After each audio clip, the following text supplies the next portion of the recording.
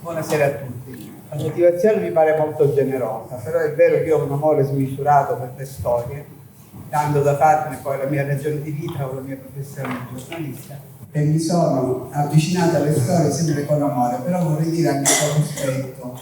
Quando vai ad esplorare la vita di qualcuno è affascinante, però non sai cosa trovi, quindi ci vuole quel vizio da esploratore e molto amore. E a volte si trovano cose assolutamente diverse da quelle che ci si aspetta.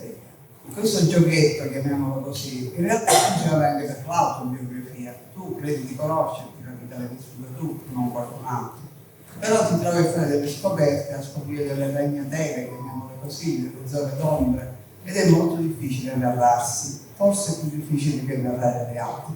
Io grazie all'organizzazione Essere in Tasca, Maria, ho avuto modo di, come dire, sperimentarmi in entrambe le tecniche, che voi direte, brava, tu fai la giornalista, vi giuro, non c'entra nulla. In realtà è una scrittura più intima, più sofferta, diversa comunque dalla scrittura giornalistica.